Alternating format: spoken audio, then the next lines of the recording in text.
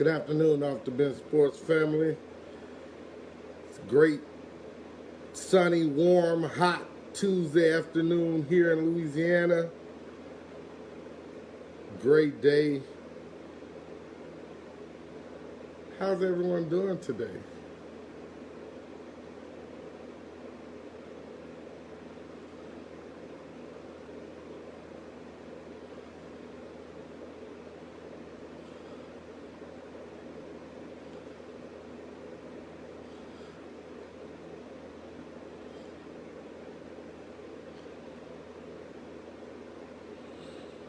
We are waiting on our special guest to join us.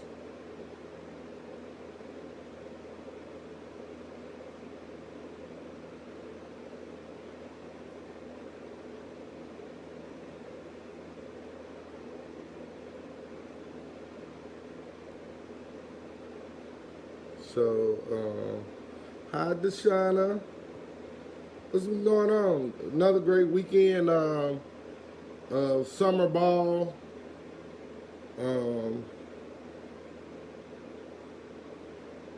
for Louisiana athletes. Um, you guys keep proving me right that we have the absolute very best amateur athletes in the world. Thank you. Y'all make me look so great. How you doing, Coach Joseph? What's up, Coach Sykes? What's up, Dez? Like Facebook has changed something again.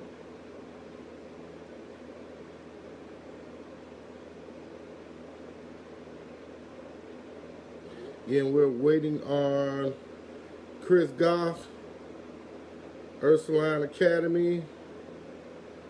What's up, Tangy Pruitt? Okay, I think we have Coach Goff about to come on. How's everyone day? Get some hearts, some likes, some shares. Share this video. Hey, what's Yo, up, Coach? What's up, man? man, what's going on? Can you hear me? Oh, yeah, I hear you great. Can you hear me? Yeah, I got you.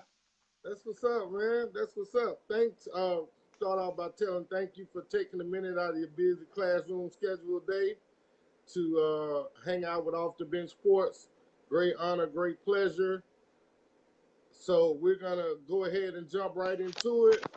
Go ahead and tell the Off the Bench Sports family a little bit about Kris Goff, Ursuline Lady Lions.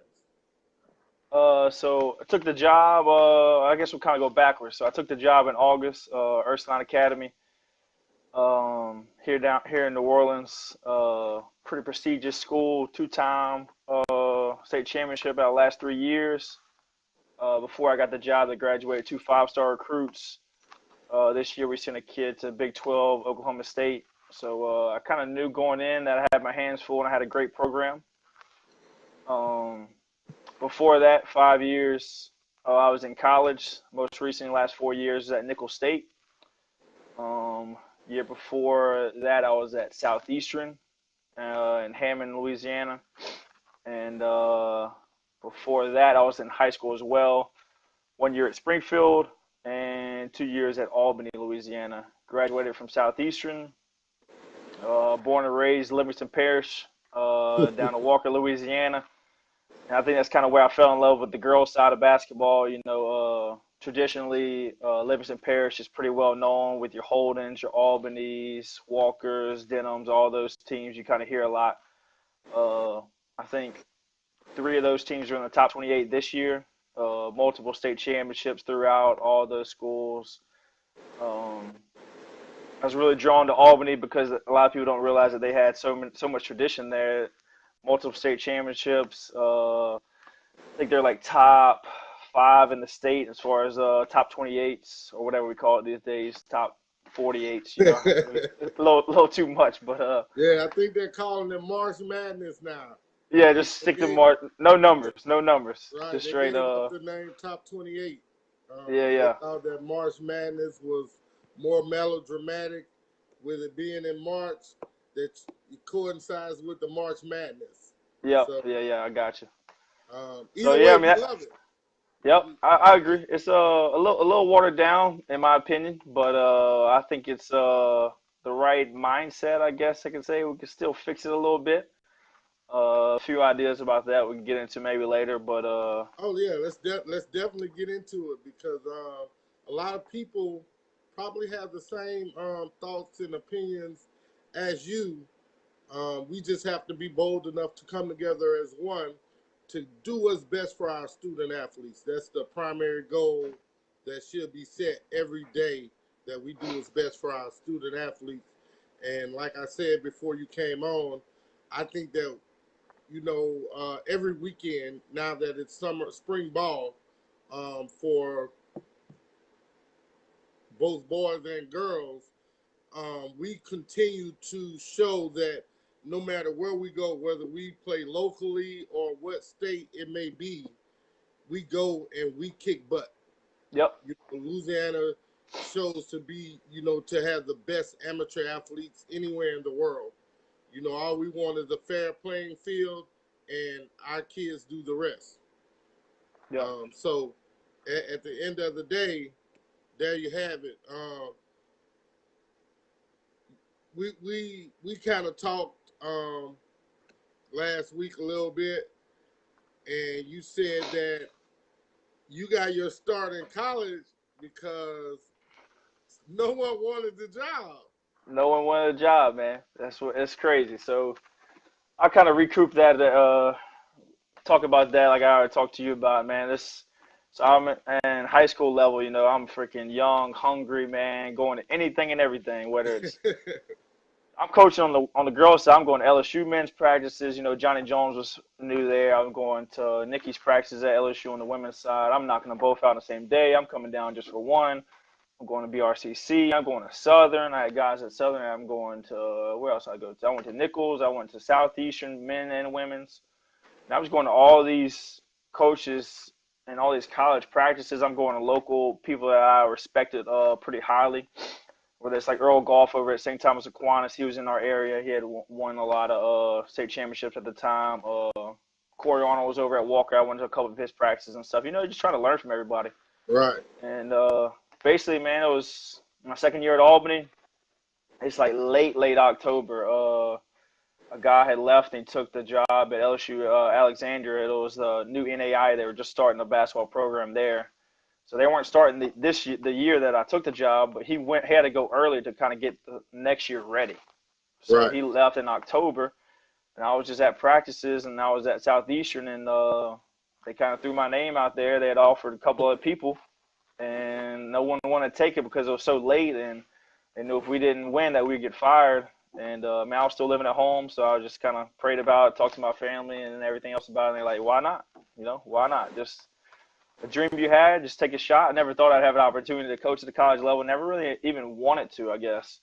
I always wanted Right. to be in Livingston Parish, wanted to win several state championships. If along the way I get in the Hall of Fame, somewhere along long ways down the line, sure, but affect a lot of kids' lives in the meantime. That was kind of the overall goal. But God opened some doors, and I just decided to walk on through. And fast forward a year later, of course, we didn't win enough games according to the athletic director, and we got let go. But luckily, I was able to connect and network enough, and made an impact in enough people's eyes at Nichols, and Coach Doobie plays on, so he was able to give me an opportunity over there. And we had a great 4 years, man. It was some hard work. We didn't have much money as far as recruiting base. You call me a liar if I tell you what we had as far as recruiting money. But fast forward 4 years there, man, we won a state conference championship, first one in program history. So it was amazing growing. It was something I'll remember the rest of my life. And then them babies start popping out. So I got a 16-month-old, and life on the road ain't worth a crap anymore, man. Whenever you on the road every night, 11-hour bus rides to and from games, and you can't see your little man in the morning, and that's kind of why I wasn't in a hurry to get out. But I told my boss, Coach Blazons, look, if right spot comes around, and she had known the athletic director here at Ursuline, and like I said about the tradition and everything, it was a no-brainer, man. Once I got on campus here, all they had to show me was the little nursery and the little early childhood center. I'm like, I'm sold, man. I'm sold. So it was God's You plan, man. You never know. at the college level at Southeastern, I think you had two all-conference players. At Nichols, you guys produced 4 or 5 all-conference players. How did coaching all-conference players in college help you when you got to Ursuline to be able to coach all-state, all-metro players? Yeah, it definitely helped a lot, man. It's like those kids are so hungry at the low major level. A lot of people don't realize. So once you like these kids, especially on the girls' side, they work so hard to get to the low major level that they're either A, burn out, or they're B, extremely hungry to because they didn't go as high as they thought they could, I guess I could say. So you kind of get two aspects. You either get a kid that's you're trying to drag into the gym or a kid that's dragging you into the gym. And it's Right. just you got to kind of find the right kid. And we the kids that were all conference for us at Southeastern were the ones that were dragging us into the gym, and you didn't have to really say, hey, let's get a workout in. They're like, hey, coach, are we getting a workout in? Why are we not getting a workout in? So it's a lot of stuff that they did that kind of makes you into a better coach.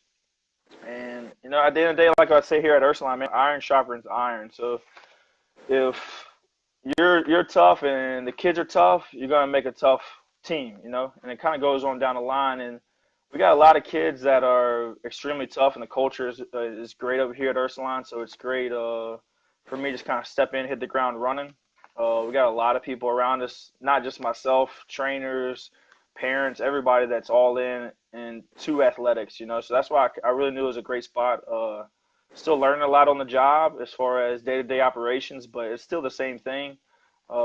It's great to kind of call it your own program and really can impact a lot of kids as far as personally one-on-one. That's why I like sports. I love the classroom. Of course, I have 60 students in my science class and everything. It's great, but the kids that I'm with day to day, my 10 to 15 basketball players, that's the kids that I'm going to really impact for the rest of their life and just on and off the court. And in my opinion, reflecting back on my first season, I got to do a better job of using my platform in like a godly way. So with us being at a Catholic school, I really think that's kind of why God put me here in that situation is I got to continue to grow not only as a basketball coach, but more as a godly man for these young women. Right. Understandable. Understandable. So in your first season at Ursuline, you guys go 20-8. Um, Pretty impressive number, getting 20 wins anywhere in your first year. But as we know, Ursuline has historically been good. They historically competed with Eric. How was your first year? Overall, I think from the outsider standpoint, everyone will say we had a good year. From us personally, we kind of knew this is where like this is our bottom I guess is where we wanted to be. We wanted to make sure we made it to the March Madness or whatever it was. We wanted to compete for a state championship. We kind of knew going in that it was going to be us and Lee. Uh, like I spoke to you on the phone earlier, the only thing that I'm personally upset about is I feel like we're the second best team in state in our division, considering we beat U High at U High.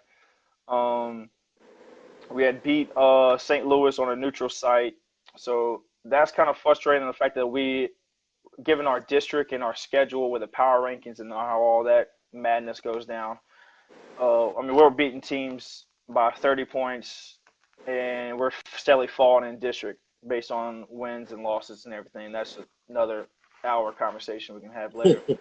But I guess that was the only frustrating thing is we didn't come back with any hardware because, like I said, in my opinion, I felt like we were the second best team in state. Lee was probably one of the best teams in overall state. Them and John Curtis, in my opinion, they're Right. top to bottom, one through probably about in that they can just flat It's really out tough, play and no holes in their game.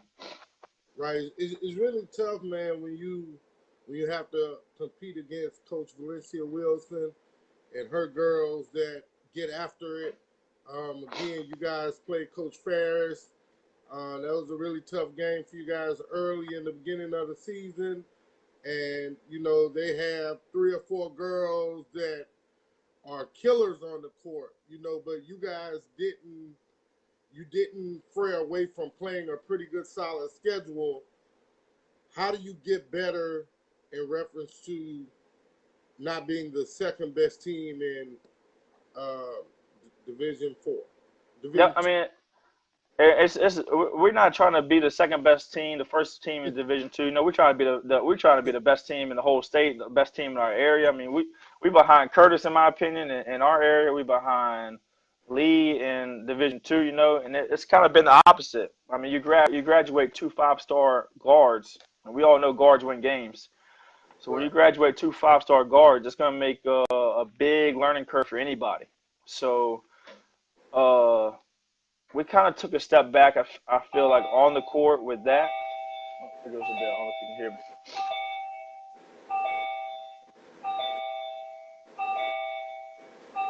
And we kind of took a step back, I guess, as far as with that. But I believe that overall, we need to be in that conversation, which is where we're at. We're in the conversation year in, year out as the best team in our area 100%, but we want to be the best team in the state, I guess, is where we got to take the next step to. So, like, a lot of people talk about us, the Eastons, the Curtises, and all that in our area, but we want to be the John Curtis of football. We want to be the West Monroe of football, year Right. in, year out, every single year. These guys, there's no down years, I mean, that's just Right. not what we're about. That's not what our school's about. We're super tradition based. A lot of people don't realize we're oldest all girls Catholic school in America, man. A guy by the name of George Washington. The school was around before he was even born. So we're coming up on 300 something years of tradition in our Amazing. school, So we're trying to continue that tradition. We're not trying to take any steps backwards like this. I feel like we didn't really take a huge step back, but we didn't keep taking steps forward. So that's kind of where we're at. I try to tell our girls after and coming up into the season, we're the ones that had a target on our back. Even though I wasn't here, like everyone kind of knows that. Like Lee, like whenever you're doing reps in the weight room, you're doing 15 reps. Lee was doing an extra one or two because of us. Whenever you're in Right. there and the doing conditioning and you running down and backs, down and backs, down and backs, and okay, coach says you're done. Right. So, coach says you're done. You look at your leaders, you say, hey, y'all want to give one more for Lee? Yeah, what you think? I mean, y'all want to get one more for Ursuline? What you think Lee's gonna say? So I mean, Oh, they're definitely going to get it. yeah, you put a chip on a kid's shoulder, man. It's crazy what they do, and I think a lot of us lost that on our shoulder throughout the whole process, and graduating a lot of kids. So hopefully, this kind of knocks us back down to where we want to be. We stay hungry, keep that chip on our shoulder. But all that saying, man, I was so happy for our girls just to make it back to March Madness, give us an opportunity to compete at that highest stage. Once you get there, man, all the wins, the losses, they go out the window. Right. It's all about those two games, man, and you can't ask for nothing. Like you said, it's hard to win 20 games on any level. It's hard to win 2 games in Alexandria or wherever they got them at. I can tell you that. You can ask any coach. It don't matter if you got the studs, if you got whatever. You one rolled ankle away from not coming home with Right. any hardware. So Right. That's right. I bet you can ask North Caddo about that. If they feel if Alabama, the yep, Destiny Rice, Destiny if Rice. Yep, if she doesn't turn her knee, I think yep, Coach Shine he's more happy with his chances of going back to back for sure. 100%, 100%. Um, you guys have a post player that's getting a lot of buzz right now across the circuit. What are you guys doing to prepare her more for her role, her bigger role that she's gonna have to play during this summer of games that you guys have coming up? Yep. So biggest thing, like I guess, of our transition from the college level back down to high school is I don't want to try to, especially these kids that have an opportunity to play at the Division 1 level, whether that's low major, high major, wherever. I want you to play the position now where I feel like you're going to play at the next level. So in my opinion, Kirsten Nelson, she's our biggest kid coming back, our biggest post player, I guess you could say. But we're not going to throw her down there back to the basket because, in my opinion, whenever she gets to the next level, whether that's at the mid-major level, high, low major, whatever it is, they're not going to throw it down there, and she's not going to just bang somebody into the Right. to the block. She's going to get down there. She's going to face up. I mean, I wish the high school game would go to this. Once you face up in the college level, once you put a hand on somebody, it's a hot stove. If you keep it on there, it's a foul. If you touch them twice, it's a foul. So facing up has his advantages, especially at the college level from 15 feet out. Um, we're going to ask her to push the ball up in transition. We lost 16.8 rebounds a game from Kennedy Jackson last year. So there's a lot of defensive rebounds that she's got to find a way to pick up herself and then start to break from her. You know, there's nothing like a wing forward, whatever you want to call her, point forward, I guess you can say, that can put the ball on the floor 3, 4, 5 times and then kick it up to your point guard for a wide open three, you know? Right. So that's kind of what we're going to ask her to do. Like I tell everybody, college coaches included, like last year when teams pressed us, she was our second best guard. And it's probably going to be the same thing next year. Teams are pressing us, she's going to be in our press break. If we need somebody to guard the post, she's probably going to guard the post. We need somebody to guard a big wing. She's going to have to guard the big wing. We're going to ask her to do a lot of things offensively, defensively. She's got to continue to get in better shape. She's doing a great job, man. She's living in the gym. Their AAU coach pushes them hard, man, makes them run on the treadmill and all that good stuff. We got some great equipment here where she's got opportunities to stay after school, get on the shooting machine. Her and my guard, Tyrell Williams, were I think they got like 600 shots yesterday. Just a bunch of opportunities for her to play multiple positions now and then. Wherever she goes the following year, I think she'll be ready.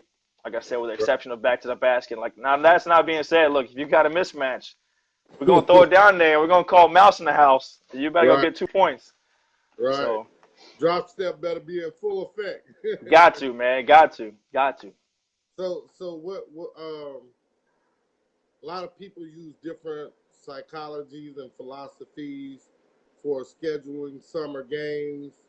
What's Kris Goff's philosophy as far as playing summer? Are you a guy that schedules a lot of games and just want your younger kids to get better, or do you leave more time for practice, skill development? So this year is going to be a little different. Again, my first year in, not exactly sure what I had as far as overall demographic of what kids normally do over the summer. So I wasn't exactly prepared for that. So we're going to take it super easy this summer. My biggest goal is to make sure my top 2 kids are playing with pro skills in Texas. So I know they're getting the reps and the weights and the training and all that they need. I've tried to get a couple other kids on local AAU teams. We had success with that. Coaching 7th grade AAU myself, so we're all working for the better good, I guess you can say, trying to be a better coach, trying to be a better player, whatever it is. Right. But the crazy thing is, so we got kids like that are they're like traveling to Texas all the time and, you know, doing all that with AAU, which is great and everything. And then I have other kids who are on the wealthier side who travel the entire world on vacation over the summer. So if I don't give them a heads up at like 4, 5, 6 months out, you know, their summer's already booked up. So not really knowing that was the case coming in, I'm going to be more prepared next year, I guess you can say. So I already talked with the volleyball, our athletic director. I'm like, look, we're going to have to do our strength training together. And I'm going to try to hold them accountable as much as I can, but I'm just going to be honest with them. Look, as long as we hit the ground running in August, I feel like we've put kids in the right situation to get better over the summer on their own. That's not saying I won't open the gym. We opened the gym on Thursday last week, 6 a.m. They had a little trainer come in and work them out, you know. So we're trying to instill on their own, kind of getting some stuff on their own, but then also having the opportunity to come and work out at the school and all that too as well. And then we may go to like Nichols State's team camp and do a little summer league. But other than that, man, we're going to call it a wraps. And in my opinion, high school ball should only be in June. I mean, with how much stuff that goes on in July with the evaluations and everything, it's so jam-packed. And then now they're adding on May. So the kids are going out not this weekend, but next weekend for evals again. I mean, how much time are we trying to really squeeze in there in the month of June? Is it really that important? I guess, like you said, the most important thing, in my opinion, is my young kids, making sure they're taken care of, whether they're on a team or they're coming into our gym, getting work with myself, their trainer, or we can find them a trainer, or we can do whatever. Getting work in the weight room, because we don't have athletic PE, so that kind of hurts us a lot with that, with the overall weights. Right. You know, we kind of start breaking down towards the middle of the season just because we don't have as much muscle mass and time, I guess, to get into the weight room. So reflecting back on our season, that's probably something that we've got to do a better job of is maintaining our muscle mass that we've built over the summer and the preseason workouts. You talked earlier about your non-agreement of the watered down version of what everyone came to know as the top 28. They broke down the classifications into the select, non-select side, which gives you 5 more champions for divisions 1 through 5. Just go ahead and share your thoughts on that. Well, I mean, I don't think they will ever go away from. I don't say ever. I think we're a long ways away from going back to how it was. I think we're always going to have the select and the non-select in some form or fashion. My thing is, why in the world would we just automatically think it's a good idea to add 5 state champions, like just straight out the gate instead of taking away from anything? Like more of everything isn't always good. Like if you like food, you know, you keep throwing more and more salt on there. It's eventually you're not going to taste very good. I mean, I don't No, understand our philosophy and I on love that. food, so I mean, I'm the same way. I'm not going to keep loading up my salt on there. So I guess my way of quote unquote fixing this is to go back to our original 7 state champions and combine your D1, D2, combine your basically have 3 champions on the select side, 4 on the public side, and go from there. However y'all want to cut it up, whatever you want to do, divide it up equally, however you want to say it. But that's what we gotta do. We gotta go back to 4 champions on one side, 3 on the other, 7 total. Because I mean, I'm at the state championship games, and it's embarrassing what's going on just as far as who's showing up. The only people that are really showing up are the small schools. right. Like John Curtis is probably one of the best teams we've seen as far as two-way players, 1 through 6, 7 kids that can all play man-to-man, full court, in your grill. I mean, they're playing Mount Carmel in this championship game, and no one's there. Granted, it's the same time as Mardi Gras. You can't really fight with Mardi Gras all the way up there in Alexandria whenever you got New Orleans, John Curtis, and you got Mount Carmel, both from New Orleans with Mardi Gras. I mean, but I'm telling you, there was less than 200 people there. And we talk I about was there. over. We're talking about the student athlete experience. That's what this whole thing, student athlete experience. Like I don't understand how that's improving the student athlete experience. Well, the thing that I didn't like about it, I think it was the semifinal game when Eric played. I think it was St. Joe, Yeah. and that game to me was really heartbreaking because St. Joe is a local area team in the area in which I live, and they have a really good coach who works hard to teach them to compete, but 100%. they just weren't at the level and skill set and confidence of an Eric. Like it was Yep. just the game was really bad. Yep. And I think that's the part where expanding hurt. Like that's the part where going select versus non-select really hurt because now, again, not saying that St. Joe isn't worthy. Like they earned their spot to be there by beating a really tough Scotlandville team. And I don't know if Scotlandville would have fared any better against Eric. Like we Yeah. have to again do his best for the student athlete and put on a national stage and a national spotlight and a uh, nationally streamed game by the NFHS, and that team is getting destroyed by 40 points. That's not what's best for the student athlete. Like it would have been better Yeah. um, if I think on the non-select side it was East Ascension, Captain Shreve, um, Walker, and Denham. Um, Yep. Yep. that's a better matchup. Either one of those teams are a better matchup for Curtis because Curtis walked through. Yep. That's what I'm saying. Curtis should be in the same division as us. Curtis. It should be Curtis. It should have been Curtis, Lee, us, U-High. Mount Carmel Right, could have been in there. That would have been some good games. And you talk about good games in the not only in the March Madness. Like think about these games going into. In my opinion, the most important and most student athlete experience game is going into that game to get to Alexandria. right. That's whenever you like. We won our game. No offense to I forgot who Turner's Catholic, and they competed like really hard, great coach teams, but like it's just I don't know. Like I think we're one game away from actually having like that big of a feeling where you're super excited, cutting down the nets, all that kind of stuff. Where maybe if we don't go to 7 state championships, maybe we keep that last game at a home site. I mean, something to get more for these student athletes just to have a better environment in that Right. quarterfinal game too, because that's where you really see it watered down. Because you can go back, I can only imagine what the average win was. I would assume it's probably 20 plus points for that win just to get to Alexandria. It, And it, it it really was. It's really tough.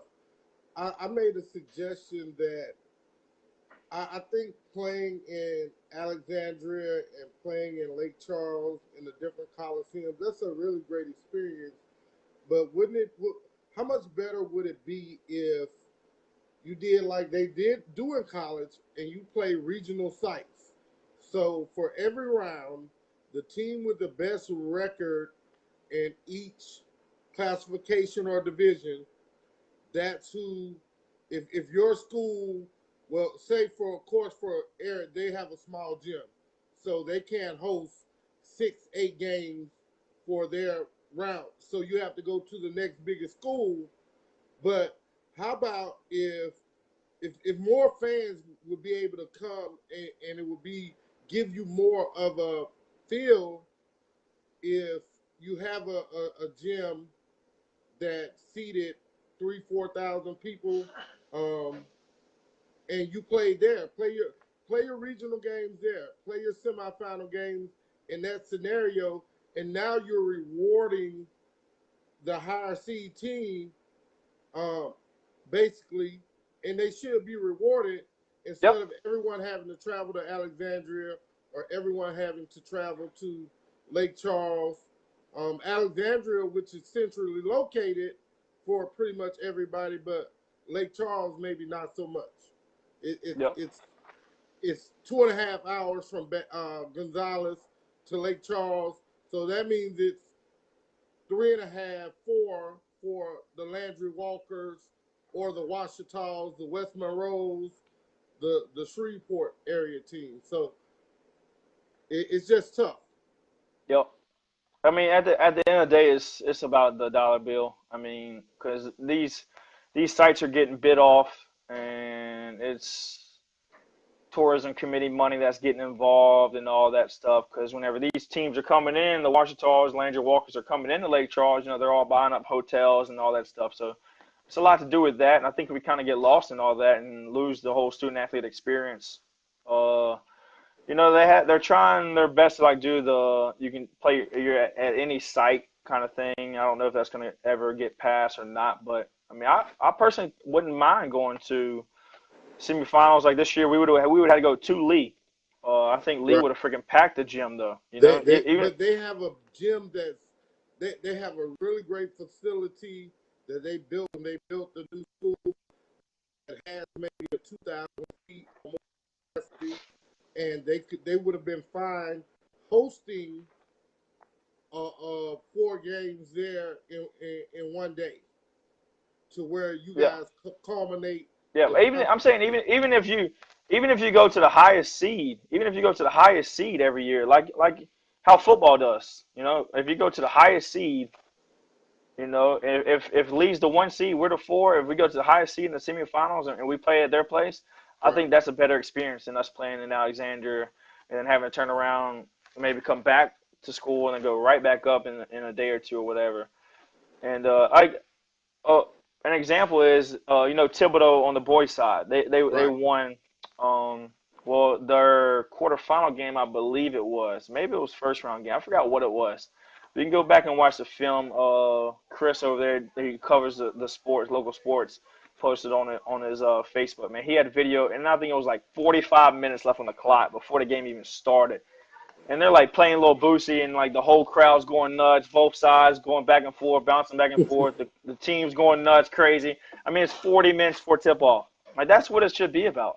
Right. That's what it should be about. When you put it all on the line, it's gonna be a good game. Scream back and forth. You can't even hear your team. You can't hear your teammates. You're trying to huddle them all up, like looking at each other in the eyes whenever you're talking, like all that stuff, man. That's what it's all about. It's not about this travel just to make it, whatever. I mean, it's about the student athlete experience. We got to keep as much of this in our house as possible. And another thing, like, when we were recruiting Texas, Texas does everything on neutral site. So you got two options. You can either play at but you have to agree on this. You can either play at the high seed. If the high seed, I mean, the low seed doesn't. I mean, you can play at the low seed. Whoever's like the 1 verse 16, play at either other's house. You have to agree on it. If not, you can flip a coin. If you don't do that, then you have to agree on a neutral site. So of course everyone agrees on a neutral site. So like I feel like that's terrible because I feel like that's taking away even more than what we do. So it's not like we're the only ones that are in I guess sorts over here. Like Texas is, in my opinion, doing it wrong too because they're taking buses to try to get kids to the games where the kids could just stay after school. They just add Right. another element. You're gonna have less people, less band members, less cheerleaders, less everything in the Right. overall And student and experience. now I know for here, when you have to leave at 9:30, 10 o'clock in the morning, or games start at 10, and you're so far away, and you have to leave at 7 in the morning, maybe, and that's the time that bus drivers or are driving their school routes, and now you have to Yep. find bus drivers to come in because every school doesn't have athletic directors or the basketball coaches that have CDLs to drive the Yep. buses, or doesn't have money. Every school doesn't have money to rent charter buses and stuff like that. Um, if you keep the games locally and at home, now I just think that that's a better atmosphere for everybody involved, especially for the team that wins. You win, and now it's like, okay, now I got to figure out how I got to get my team to Alexandria or Lake Charles. Yeah. Like that's tough, and Yep. it should be a reward for winning and not having to figure out. The reward should be playing at home, Yep. not I, traveling. I think a lot of people are agreeing with that, and I think that's kind of what they're, especially on the select side, they're trying to do that in the football thing. I mean, a lot of it stems around from, well, let's just say we didn't make a lot of money at the state championships with the football, so they're trying to come up with different ideas and everything. And the select side said, like, well, let's try to bid out different sites based on who's the high seed or whatever. So I don't think that's going to get pushed through for the basketball side, but it may come on down the line. But at the end of the day, all this is stemming from we got too many freaking games in one site. And we got 7 state champions, and then we got 14 more of those are what you call it, semifinal games. So if we were able to cut down on not as many, go back to the old way, we're adding an additional 5 state champions, so we're adding an additional 15 games. That's a lot of games we added just from one vote. We added 15 games that we're trying to squeeze into this March Madness. I, So I, I I mean, would I would love to be able to go to a football game, and I'm not a cold weather person, but if it's gonna save us money, like it's a lot from my understanding, renting the Superdome to play, when you can take that money, that same money, and buy a gang of heaters for both sides to keep the kids warm, and now you have something tangible you can work with, and the kids will be okay. The kids are yeah, tougher than and more resilient than we think. Parents it's amazing what a parent will do when their kids say they need some gloves or hand warmers or pocket warmers or tights for their kids. They'll figure out how to get that stuff to get them to adjust it to playing outside instead of in the dome. Like, Yeah. I think that's the biggest waste of money we do every year, renting the Superdome. Yeah. And And like you I, I'm said, not I'm not a I'm not a football guy, so I don't know how important it is to a kid to play in the Superdome. Like, I mean, that may be super important to them. I don't know, but as far as when we're talking about basketball, we're talking about the Rapides Coliseum. I mean, I think you can pull every student athlete on the basketball side, and I don't think the Rapides Coliseum, and I don't think the Burton Coliseum is going to make the list of top three places you'd want to play in. I mean, out of the PMAC, maybe the Pelican right, Smoothie King Arena. Okay, right, if we're right, fighting for that, okay, then all right, maybe I can see where you're coming from. But again, I wouldn't want freaking 30 something games or whatever. What it's five state champions on our side, plus that's 15, and they got seven plus four, 21. It's 36 games. I wouldn't want 36 games to be played at the PMAC or at the Smoothie King Arena. You know, I would want just those state championships. If we're gonna go with the seven and the five, then okay, just those seven and those five. right, I mean that's where you're really holding pristine. Like, hey, if you want to be there, you want to be the best. You got to beat the best, and then you're getting the right, best of both sides. You're playing at this elite, whatever playing field, and then you're also getting that semifinal game at your place, and you're getting a great student athlete experience. I mean, that was my. I used to travel so far, and we would be in conference at that time, right? And I remember like it was yesterday, man. Ponchatoula High School, recruiting we recruited three girls off, and we had one girl signed. Ari Hamilton. She's graduating this May, and 2 weekends. She's graduating from Nichols, man. Great kid, great family, man. I grew up kind of in the ranks, knowing them, and recruited for a long time. So I was like, I'm gonna be there at that game. There ain't no way I'm missing that game. The gym's packed, man. Student section is going nuts, going crazy. Is there opportunity to get to the top 28? You know, this is before the split. So like, they're fighting, clawing, doing everything they can. Little bitty gym, not necessarily a little gym, but like the gym's above at Ponchatoula, the gym's raised up above, and everyone's hollering, and screaming. Dude, I'm just a fan, just enjoying it, just the environment, the atmosphere. And again, I remember like it was yesterday. I was talking with Ari about it. Just the other day when I texted her for her birthday, man. Like I remember like it was yesterday. She's climbing up on that net, climbing up on that ladder, cutting the net down, man. I was taking pictures of her and everything, sending to her, just telling her how proud I was of her, and couldn't wait to have her at Nichols. And fast forward 5 years later, I don't think that all these kids get that same experience. Like I said, my right. kids personally, we didn't climb up on the ladder. We won by 20 something. We didn't climb up on a ladder. We didn't cut down the nets. Is that something that we should have done? Maybe, but I just didn't feel like it was. I didn't feel like it was. I guess that's not what our goal was. It wasn't as big of a goal as it is now. But it's because we added five more state champions. So it's not as big as it was in the past, I guess. And we're looking at 5 years. It wasn't Right, that long ago. right. What what is the plan going forward? Have you scheduled your season's game yet? For Ursuline fans, where can they look to find you and your Lady Lions at this upcoming season?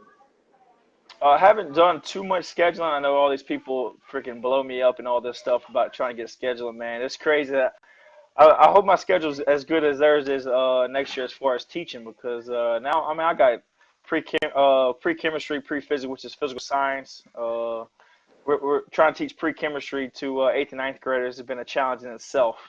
And then I got health, PE. I'm coaching seventh grade AAU, so I got all kinds of irons in the fire with all that. But I've talked to a couple of our people as far as our rivalries and got those games locked in. We're always trying to go out of state. I really wanted to go to I think it's called God, I can't remember the name of it. She's up or something like that. And it's a big time tournament, and they're just added a event in Dallas with some of my guys. But we got an event where our juniors go out to, it's called Close Up, and they go out to Washington, D.C. So I'm not sure she's going to be able to make that. So we're probably not going to be able to go to that tournament.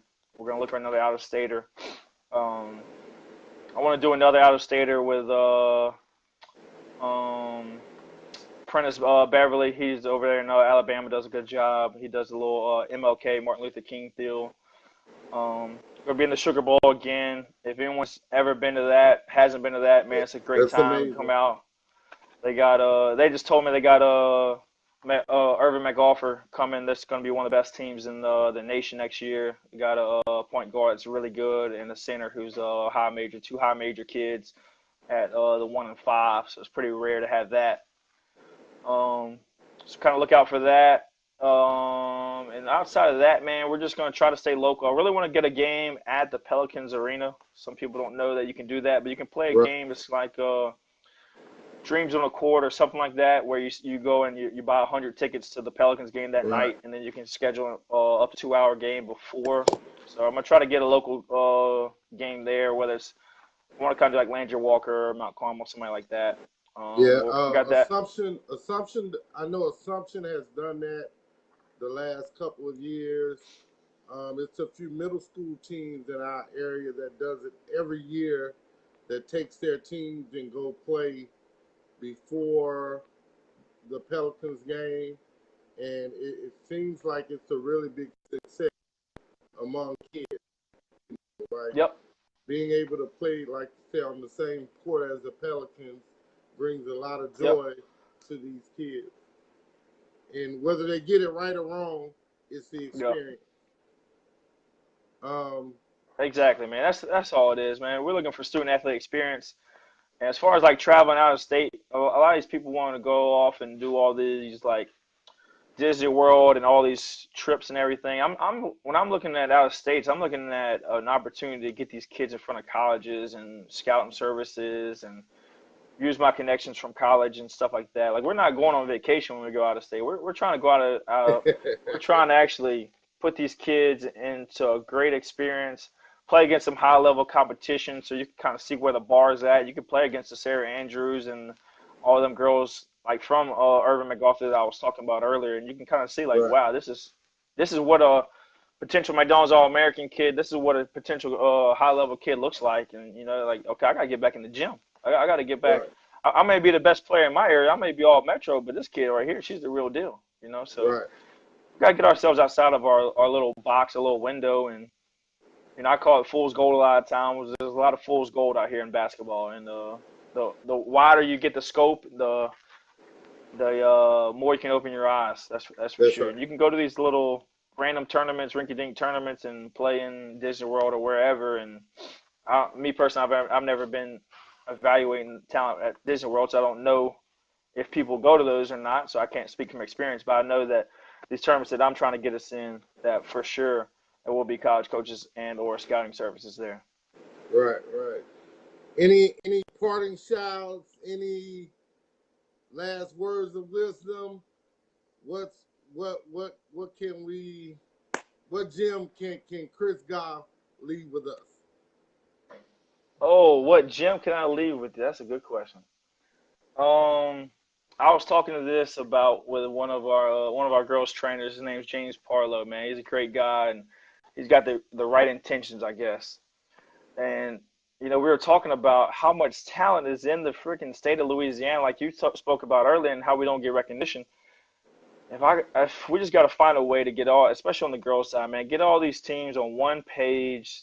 Somebody's got to be the bigger man, woman, whatever it is. Take the back seat, and let's push these kids forward. Stop worrying about ourselves.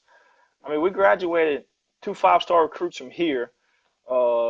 Tierra Young, Jemiah Young, Destiny Rice, all these kids that could be playing on the same team year in, year out.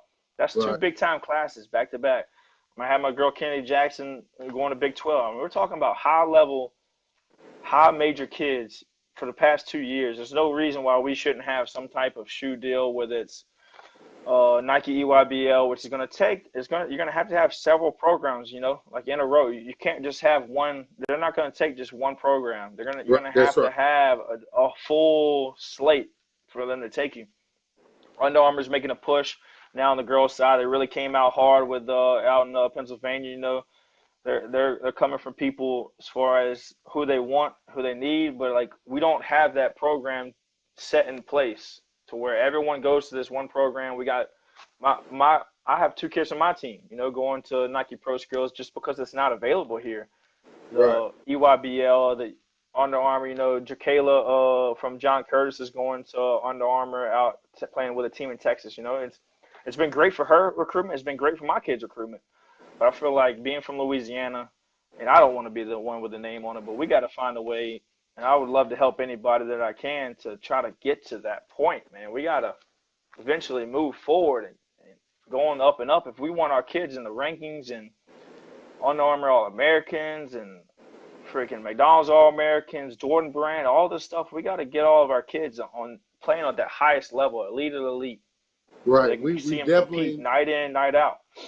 We definitely missed the bus over the last couple of years.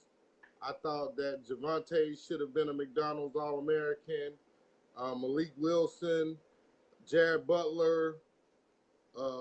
It's just on the boys' side, and like you said, on the girls' side, Tierra Young, Destiny Rice, Kennedy.